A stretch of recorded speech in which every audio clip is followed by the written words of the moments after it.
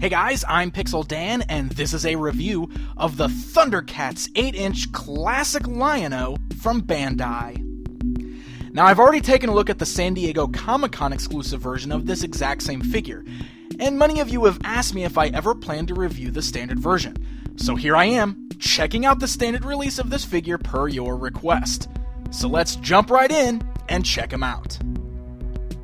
Lion-O comes in the ThunderCats classic window box style packaging.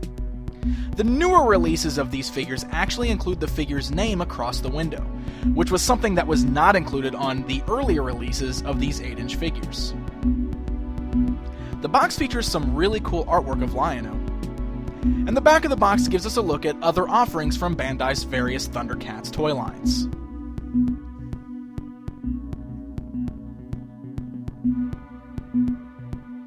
Now, the sculpt of this figure is exactly the same as the San Diego Comic-Con exclusive version that was released before it.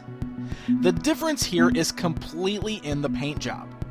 Unlike that San Diego Comic-Con version, this one features a more cartoon-accurate paint deco with very bright colors.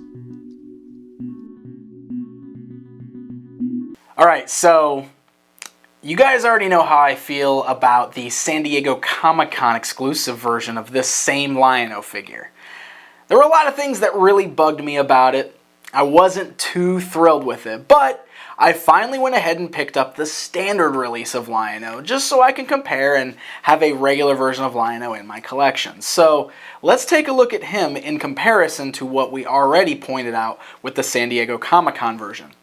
Now, this one, of course, does have a much cleaner paint job. He doesn't have that hideous black wash all over his body that looks like somebody took a Sharpie to him. He is very basic, though. There's really not a lot of detailing going on, so you don't have any level of shading whatsoever. I mean, a little bit would have been nice, helped to bring the sculpt out a little bit, so you're pretty basic here. I mean, it's brightly colored, which I do really like. I like the nice bright colors. He looks like a plastic version of a cartoon character, so honestly, that's pretty cool. Like I said, I think the sculpting details could have been brought out a little bit more with a little bit of detailing, but that's just a minor nitpick. A few little things that I am still bothered by. First of all, I mean, you can see Bandai still is continuing to do this. Hopefully this is something that's going to be rectified going forward, because I hate these unpainted joints. I just think that just stands out. It's like a sore thumb, man. It just really sticks out. You got those flesh-colored joints on the ankles and even the back of the heel that don't even match the boots. It just seems like that should be the same colored plastic.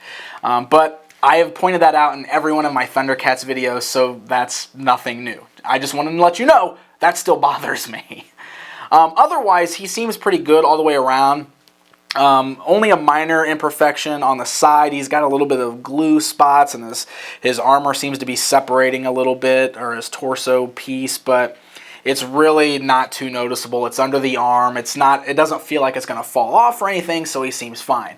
One of the biggest problems is that he does totally have that awesome bobblehead issue. Gosh, we love that, don't we? You can see his head bobbles quite a bit, and it's not even so much that it rattles so much, but he really has a problem when you're trying to actually pose him looking up, because a lot of times his head will just fall back down. So there's really, I mean, it really hinders the articulation in his head when you can't even pose him looking the direction you want to pose him, if his head is just going to fall right back looking down again. So that is kind of a problem that I hope Bandai can rectify going forward. Alright, so otherwise, we have a pretty good amount of articulation on Lion-O. Unlike Tigra in the same series, Lion-O does feature the cut in his waist, or his abs cut there, which allows for a little more motion, but overall I think it just makes the shape of his torso look a lot better. Tiger's got that really puffy look going on with his chest, and I think part of that is because they didn't put this cut in there. So a lot of times, you know, we talk about how articulation can ruin the sculpt of a figure, but for some reason in this case, I think that articulation cut makes the figure look a little better. Much better than the Tigra, at least. But, I mean, you got good motion in the head. It rotates all the way around, left and right. You got nice ball-jointed shoulders, twists in the biceps. The elbows, they're not double jointed, but they do still have a good range of motion. The wrists are completely ball jointed, and that's because you can actually pop those hands off to interchange them, which actually is, the little ball joint rolls around quite a bit, which is kind of a pain. But the good news is that when you actually get the hand on there, it holds nice and firm. This is another... I'm just not a fan of ball jointed... I don't... That's why I'm not a fan of ball jointed pegs on the hands for interchangeable hands. I mean, it works fine, and that's just going to be a personal pet peeve of mine just because I have such an issue getting the hands plugged in with the ball joint rolling around. There we go. But, I mean, you still got to give props because it works. I mean, once you get it, it's just minor. You get it plugged on, and it holds really tight. You know, it's not loose. It doesn't stay limp. He can hold the sword just fine. So that joint actually does work out just fine. Then you got a good amount of articulation there in the thighs. You got the thigh cuts, although they do have that really weird sculpted muscle piece that just looks strange when you rotate it. You do got double jointed knees, and then you got swivels in the calves and good angle joints. So you can actually get some pretty good posing out of Lion-O here.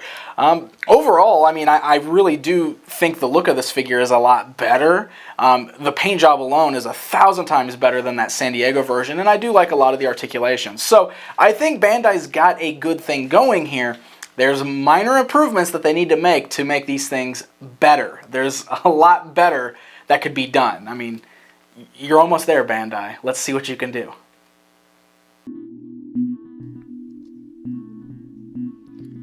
The figure includes a few different accessories. First, let's take a look at the interchangeable hands and how that works.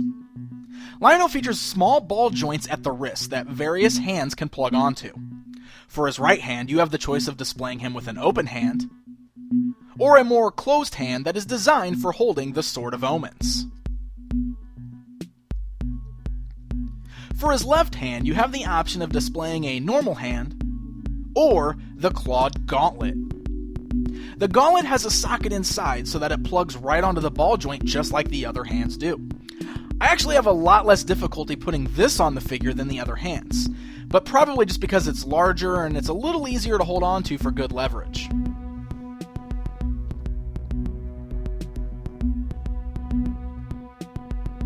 Lion-O includes two versions of the Sword of Omens. First, we'll look at the long version. The sword itself looks great, but the big issue is that it's made of a really gummy plastic. So it's going to be a little warped coming out of the package, and there's also a possibility that it's going to start to droop over time while he's displayed on your shelf. I really, really wish it were made of a stronger plastic. In fact, the SDCC metallic version of the Sword of Omens was made of a very sturdy plastic. If you have that version, you may want to go ahead and just use that one instead. It does look pretty good with this figure.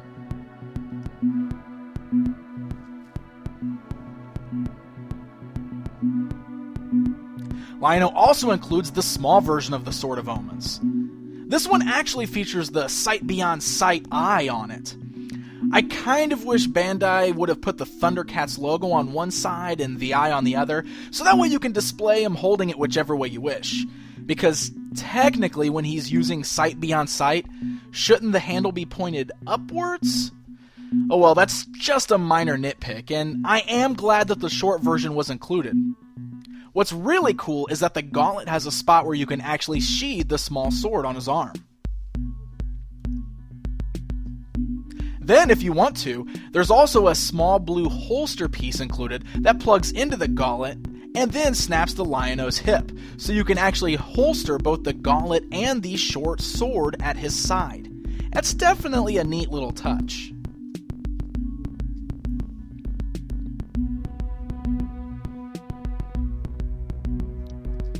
The articulation does allow for some pretty good posing. I like that Lion-O is able to hold his sword aloft. And you can really get a pretty good ThunderCats ho pose out of him. You can't quite get the perfect Sight Beyond Sight pose, but you can get pretty close. Alright guys, it's comparison time. Here's Lion-O standing alongside the vintage LJN version, just so you can get a look at how they've updated the overall appearance.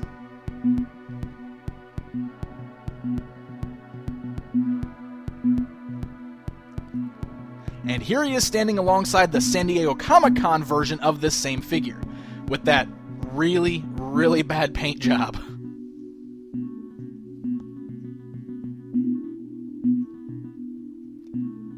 Now, I do still hold the same gripes that I seem to have with a lot of Bandai's ThunderCats figures. I do not like the cheaper feeling plastic and the shininess of it. I hate the unpainted pegs, and I wish there was a little bit more detail in the paint job just to help bring out the sculpt a little bit. It seems a little too soft for me. And that bobblehead issue has got to go. But even with all those nitpicks, I will say this. This version of Lion-O is leaps and bounds above that terrible, Sharpie-looking paint job of the San Diego Comic-Con version. I really like the brighter colors on this one, as it makes the overall appearance of this figure seem a little bit better and a little more accurate to the original cartoon. So in the end, I do like this figure. I think Bandai still has a lot of room for improvement on their ThunderCats classics, but I do like this figure. Now it'll be interesting to see how the new 6-inch versions of the classic ThunderCats turn out next year. Until next time.